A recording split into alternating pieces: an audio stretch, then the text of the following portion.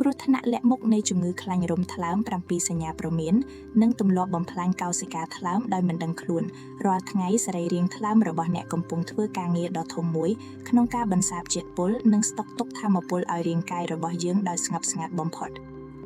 មនុស្សភាគច្រើនគិតថាលុះត្រាតែអ្នកញ៉ាំស្រាច្រើនឬអ្នកដែលមានអាការៈលឿងភ្នែកលឿងស្បែកទើបប្រឈមនឹងជំងឺថ្លើមប៉ុន្តែតាមការសិក្សាស្រាវជ្រាវផ្នែកវេជ្ជសាស្ត្រទំនើបបានរកឃើញថាជំងឺខ្លាញ់រោមថ្លើមដែលមិនមែនបណ្ដាលមកពីគ្រឿងស្រវឹងគឺកំពុងតែកើតមានឡើងយ៉ាងគំហុកលើមនុស្សសម័យថ្មីតាមរយៈទម្លាប់នៃការរស់នៅនិងរបបអាហារដែលមានជាតិស្ករខ្ពស់ជំងឺនេះត្រូវបានគេហៅថាជាឃាតករលាក់មុខព្រោះវាអាចវិវត្តទៅជាជំងឺរលាកថ្លើមរ៉ាំរ៉ៃក្រិនថ្លើមនិងមហារីកថ្លើមដោយមិនបញ្ចេញរោគសញ្ញាច្បាស់លាស់អ្វីទាំងអស់នៅក្នុងដំណាក់កាលដំបូងនៅក្នុងវីដេអូនេះយើងនឹងមកស្វែងយល់អំពីសញ្ញាព្រមានសំខាន់ៗនិងទម្លាប់ប្រចាំថ្ងៃចំនួន7យ៉ាងដែលអាចកំពុងបំផ្លាញកោសិកាថ្លើមរបស់អ្នកដោយស្ងាត់ស្ងៀមដើម្បីជួយឲ្យលោកអ្នកយល់ដឹងនិងថែរក្សាសុខភាពទាន់ពេលបញ្ហានេះកើតមានញឹកញាប់ប៉ុណ្ណាការសិក្សាវេជ្ជសាស្ត្រផ្នែកប្រព័ន្ធរំលាយអាហារបានបង្ហាញថាជំងឺខ្លាញ់រោមថ្លើមបានក្លាយជាវិបត្តិសុខភាពដ៏ធំបំផុតមួយនៅទូទាំងពិភពលោកស្ថិតិគ្លីនិកបានរកឃើញថាមនុស្សពេញវ័យប្រហែលជាម្នាក់ក្នុងចំណោម4នាក់កំពុងតែមានដក់កកុញជាតិខ្លាញ់នៅក្នុងកោសិកាថ្លើមហួសកម្រិតធម្មតាអ្វីដែលគួរឲ្យព្រួយបារម្ភបំផុតនោះគឺជំងឺនេះលែងកើតមានតែលើអ្នកធាត់ជ្រុលទៀតហើយប៉ុន្តែមនុស្សដែលមានរាងកាយស្គមស្គាំងឬអ្នកវ័យក្មេងក៏អាចកើតមានបញ្ហានេះបានក្នុងកម្រិតខ្ពស់គួរឲ្យកត់សម្គាល់ភាពខុសគ្នានៃស្ថានភាពសុខភាពរវាងមនុស្សម្នាក់ទៅមនុស្សម្នាក់គឺជារឿងធម្មតាទាំងស្រុងប៉ុន្តែការបណ្ដោយឲ្យកោសិកាថ្លើមផ្ទុកជាតិខ្លាញ់លើសពី5ទៅ10%នៃទម្ងន់ថ្លើមជារួមនឹងបង្កើតជាហានិភ័យនៃវិបត្តិខូចខាតថ្លើមរ៉ាំរ៉ៃដែលមិនអាចស្ដារឡើងវិញបានការយល់ដឹងពីយន្តការពិតប្រាកដតាមបែបវិទ្យាសាស្ត្រនឹងជួយដាស់តឿនយើងឲ្យងាកមកយកចិត្តទុកដាក់លើសុខភាពប្រចាំថ្ងៃបានយ៉ាងច្រើនផលប៉ះពាល់ទី1ការទទួលទានជាតិស្ករហ្វ្រុកតូសលាក់មុខក្នុងភេសជ្ជៈសម័យថ្មីតាមបែបជីវគីមីសាស្ត្រសរីរាង្គថ្លើមគឺជាកន្លែងតែមួយគត់នៅក្នុងរាងកាយដែលមានតួនាទីបំផ្លាញជាតិស្ករហ្វ្រុកតូសនៅពេលដែលយើងទទួលទានជាតិស្ករប្រភេទនេះច្រើនជ្រុលថ្លើមនឹងរងសម្ពាធយ៉ាងធ្ងន់ធ្ងរហើយបំផ្លាញជាតិស្ករទាំងនោះទៅជាទម្រង់ខ្លាញ់ដែលខ្លាញ់ទាំងនេះនឹងទៅកកកុញនិងស្តុកនៅក្នុងថ្លើមភ្លាមឧទាហរណ៍ជាក់ស្ដែងនៅពេលដែលលោកអ្នកមានទម្លាប់ទទួលទានទឹកក្រឡុកតែដោះគោផ្អែមខ្លាំងឬភេសជ្ជៈកំប៉ុងជារៀងរាល់ថ្ងៃលោកអ្នកកំពុងតែចាក់បំពេញជាតិស្ករហ្វ្រុកតូសចូលទៅក្នុងថ្លើមដោយមិនដឹងខ្លួនដែលយន្តការនេះជំរុញឲ្យថ្លើមដុះខ្លាញ់យ៉ាងលឿនបំផុតអ្វីដែលអ្នកអាចធ្វើបានគឺព្យាយាមកាត់បន្ថយការទទួលទានភេសជ្ជៈកែច្នៃហើយជំនួសមកវិញនូវការទទួលទានទឹកស្អាតឬទឹកផ្លែឈើស្រស់ដែលមិនថែមជាតិស្ករដើម្បីសម្រាលបន្ទុកការងាររបស់កោសិកាថ្លើមផលប៉ះពាល់ទី2វិបត្តិនៃការស៊ាំនឹងអាំងស៊ុយលីនមកពី stress ស្ងាត់ស្ងៀមដោយដែលយើងបានសិក្សាកន្លងមកថាកាលណារាងកាយរងសម្ពាធពី stress ស្ងាត់ស្ងៀមរយៈពេលវែងវានឹងបញ្ចេញអរម៉ូនកូទីសូលក្នុងកម្រិតខ្ពស់អរម៉ូនកូទីសូលនេះនឹងជំរុញឲ្យកោសិការាងកាយចាប់ផ្ដើមស៊ាំនឹងអាំងស៊ុយលីនដែលធ្វើឲ្យរាងកាយមិនអាចដុតរំលាយជាតិស្ករបានល្អហើយបង្ខំឲ្យអាស៊ីតខ្លាញ់សេរីរត់ចូលទៅស្តុកទុកនៅក្នុងថ្លើមកាន់តែច្រើនឧទាហរណ៍ជាក់ស្ដែងមនុស្សជាច្រើនដែលមានសម្ពាធការងារខ្លាំងគេងមិនលក់រ៉ាំរ៉ៃទោះបីជាខំប្រឹងដំអាហារខ្លាញ់យ៉ាងណាក៏ដោយក៏នៅតែពិនិត្យឃើញមានជាតិខ្លាញ់រោមថ្លើមក្នុងកម្រិតខ្ពស់ព្រោះអរម៉ូន stress បានទៅប្រែប្រួលប្រព័ន្ធមេតាបូលីសទាំងស្រុងអ្វីដែលអ្នកអាចធ្វើបានគឺព្យាយាមបង្កើតទម្លាប់គ្រប់គ្រង stress ផ្ដល់ពេលវេលាឲ្យផ្លូវចិត្តបានសម្រាកនិងអនុវត្តការដកដង្ហើមវែងៗដើម្បីជួយកាត់បន្ថយកម្រិតអរម៉ូនកូទីសូលនៅក្នុងចរន្តឈាមផលប៉ះពាល់ទី3កង្វះគុណភាពដំណេកនិងការអត់ងងុយនៅពេលយប់យោងតាមទ្រឹស្ដីនាឡិកាជីវសាស្ត្រថ្លើមត្រូវការពេលវេលាសម្រាកនិងបំពេញមុខងារបន្សាបជាតិពុលយ៉ាងសកម្មបំផុតនៅក្នុងកំឡុងពេលដែលយើងគេងលក់ជ្រៅនៅពេលដែលយើងដាច់យប់ឬគេងមិនគ្រប់គ្រាន់យន្តការនៃការដុតរំលាយជាតិខ្លាញ់នៅក្នុងថ្លើមនឹងត្រូវកាំងដំណើរការដែលធ្វើឲ្យជាតិខ្លាញ់កកស្ទះនៅក្នុងថ្លើមកាន់តែខ្លាំងឡើងចំណុចនេះមានការផ្សារភ្ជាប់ទៅនឹងយន្តការដំណេកមាសដែលយើងបានលាតត្រដាងរួចមកហើយឧទាហរណ៍ជាក់ស្ដែងមនុស្សដែលចូលចិត្តលេងទូរស័ព្ទរហូតដល់ពាក់កណ្ដាលអាធ្រាត្រឬអ្នកដែលធ្វើការងារវេនយប់ជាប្រចាំ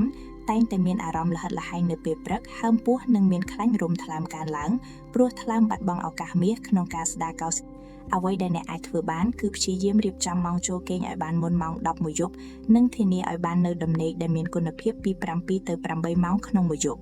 ផលប៉ះពាល់ទី4វិបត្តិតុល្យភាពបាក់តេរីក្នុងពោះវៀនលេចធ្លាយពោះវៀននិងថ្លើមមានទំនាក់ទំនងគ្នាស្អិតល្មួតតាមរយៈប្រព័ន្ធសរសៃឈាមនៅពេលដែលប្រព័ន្ធរំលាយអាហារមានវិបត្តិជញ្ជាំងពោះវៀននិងចាប់ផ្ដើមលេចធ្លាយធ្វើឲ្យជាតិពុលនិងបាក់តេរីមិនល្អរត់ចូលទៅក្នុងចរន្តឈាមហើយធ្វើដំណើរត្រង់ទៅកាន់ថ្លើមភ្លាមៗបង្កឲ្យមានការរលាកកោសិកាថ្លើមនិងជំរុញឲ្យថ្លើមស្តុកខ្លាញ់កាន់តែច្រើនឧទាហរណ៍ជាក់ស្ដែងមនុស្សដែលចូលចិត្តទទួលទានអាហារផ្អាប់អាហារជៀនបំពងញឹកញាប់និងខ្វះការញ៉ាំបន្លែសរសៃ fiber តែងតែមានអាការៈហើមពោះចុកច្អល់និងងាយវិវត្តទៅជាជំងឺខ្លាញ់រំថ្លើមលឿនជាងមនុស្សទូទៅអ្វីដែលអ្នកអាចធ្វើបានគឺព្យាយាមជៀសវាងការទទួលទានអាហារកែច្នៃបង្កើនការទទួលទានបន្លែបៃតងនិងអាហារដែលមានផ្ទុកបាក់តេរីល្អដើម្បីជួយរក្សាកម្រាស់ជញ្ជាំងពោះវៀនឲ្យបានរឹងមាំផលប៉ះពាល់ទី5ការអង្គុយធ្វើការងាររយៈពេលយូរដោយខ្វះសកម្មភាពរាងកាយការរស់នៅដោយខ្វះការធ្វើចលនាឬការអង្គុយមួយកន្លែងលើសពី6ម៉ោងក្នុងមួយថ្ងៃគឺជាទម្លាប់សម្រាប់ថ្លើមដោយស្ងាត់ស្ងៀមនៅពេលដែលសាច់ដុំរបស់រាងកាយមិនបានធ្វើចលនាយន្តការនៃការប្រើប្រាស់ជាតិស្ករនិងអាស៊ីតខ្លាញ់ក្នុងឈាមនឹងធ្លាក់ចុះទាបបំផុតដែលធ្វើឲ្យថាមពលដែលសល់ទាំងអស់រត់ទៅស្តុកទុកក្នុងទម្រង់ជាខ្លាញ់រំថ្លើមនិងខ្លាញ់ក្បាលពោះឧទាហរណ៍ជាក់ស្ដែងបុគ្គលិកការិយាល័យដែលអង្គុយធ្វើការងារពីព្រឹករហូតដល់ល្ងាចដោយមិនបានដើរឬហាត់ប្រាណសោះតែងតែជួបប្រទះបញ្ហាដុសក្បាលពោះនិងមានហានិភ័យខ្ពស់ក្នុងការពិនិត្យឃើញមានខ្លាញ់រំថ្លើមដំណាក់កាលទី2អ្វីដែលអ្នកអាចធ្វើបានគឺព្យាយាមក្រោកឈរឬដើរចេញពីតុការងាររៀងរាល់1ម៉ោងម្ដងនិងចំណាយពេលហាត់ប្រាណស្រាលៗឲ្យបាន30នាទីក្នុងមួយថ្ងៃផលប៉ះពាល់ទី6ការសម្រកទម្ងន់លឿនរហ័សជ្រុលហួសហេតុមនុស្សជាច្រើនយល់ច្រឡំថាការសម្រកទម្ងន់ឲ្យបានលឿនបំផុតគឺល្អសម្រាប់សុខភាពប៉ុន្តែតាមគោលការណ៍វេជ្ជសាស្ត្រការបង្អត់អាហារដាច់ខាតដើម្បីសម្រកទម្ងន់លឿនពេកនឹងធ្វើឲ្យរាងកាយភ័យស្លន់ស្លោហើយចាប់ផ្ដើមបំបែកខ្លាញ់ពីសរីរាង្គផ្សេងៗបញ្ជូនទៅកាន់ថ្លើមក្នុងបរិមាណច្រើនលើសលប់ដែលធ្វើឲ្យថ្លើមមិនអាចដុតរំលាយទាន់បង្កជាវិបត្តិខ្លាញ់រំថ្លើមស្រួយស្រាវឧទាហរណ៍ជាក់ស្ដែងមនុស្សដែលប្រើប្រាស់ថ្នាំសម្រកទម្ងន់ខុសខ្នាតឬបង្អត់អាហារទាំងស្រុងក្នុងរយៈពេល 2-3 សប្តាហ៍តែងតែមានអារម្មណ៍ល្ហិតល្ហៃអស់កម្លាំងខ្លាំងនិងខូចមុខងារថ្លើមគួរឲ្យព្រួយបារម្ភអ្វីដែលអ្នកអាចធ្វើបានគឺព្យាយាមសម្រកទម្ងន់តាមបែបធម្មជាតិជៀសវាងការបង្អត់អាហារដាច់ខាតប៉ុន្តែត្រូវកាត់បន្ថយជាតិស្ករនិងកាបូអ៊ីដ្រាតចម្រាញ់ហើយរក្សាល្បឿនសម្រកទម្ងន់ឲ្យបានត្រឹមត្រូវផលប៉ះពាល់ទី7ការទទួលទានឱសថផ្សំនិងថ្នាំបំប៉នច្រើនជ្រុលដោយគ្មានបច្ចេកទេសថ្លើមគឺជាសរីរាង្គចម្ងល់ដែលទទួលបន្ទុកបំបែកនិងបន្សាបរាល់សារធាតុគីមីពីឱសថទាំងអស់ដែលយើងលេបចូលទៅការប្រើប្រាស់ថ្នាំបំប៉នថ្នាំវីតាមីន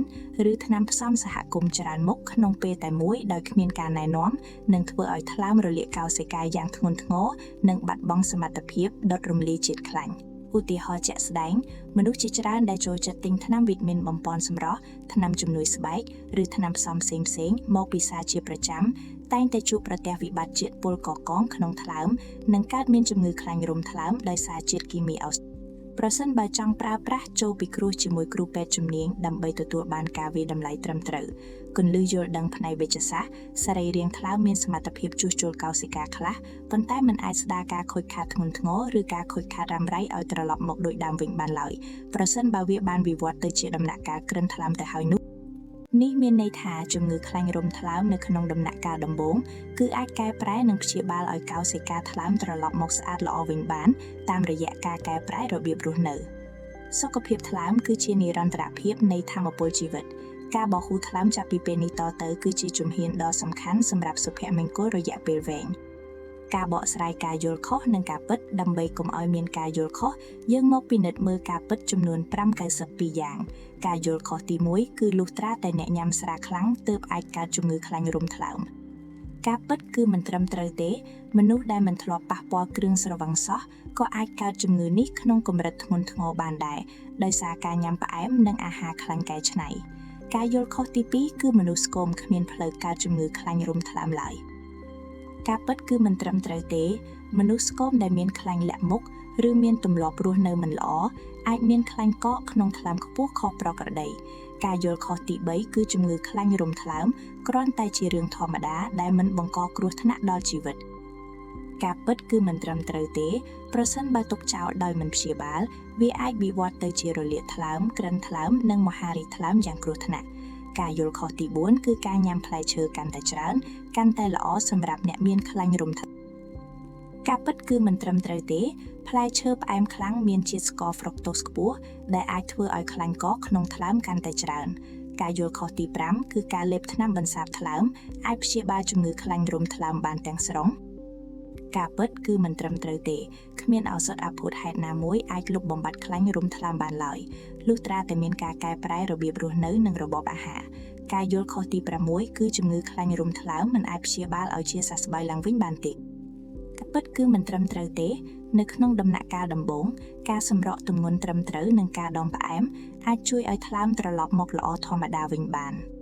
ការយល់ខុសទី7គឺការហាត់ប្រាណតែម្យ៉ាងអាចដោះស្រាយបញ្ហាខ្លាញ់រំថ្លើមបានទោះបីមិនដុំអាហារក៏ដោយការពិតគឺមិនត្រឹមត្រូវទេប្រសិនបើលោកអ្នកនៅតែបន្តទទួលទានជាតិស្ករខ្ពស់ការហាត់ប្រាណតែម្យ៉ាងមិនអាចទប់ទល់នឹងល្បឿនកកើតខ្លាញ់ថ្មីនៅក្នុងថ្លើមបានឡើយពេលណាគួរទៅជួបវេជ្ជបណ្ឌិតការប្រែប្រួលប្រចាំថ្ងៃជារឿងធម្មតាប៉ុន្តែលោកអ្នកគួរតែស្វែងរកការពិនិត្យនិងការពិគ្រោះយោបល់ផ្នែកវេជ្ជសាស្ត្រប្រសិនបើជួបប្រទះលក្ខខណ្ឌដូចខាងក្រោមមានអាការៈណែនឬឈឺចុកចាប់បន្តិចបន្តួចនៅត្រង់ពោះផ្នែកខាងស្ដាំខាងលើដែលជាទីតាំងរបស់សរីរាង្គថ្លើម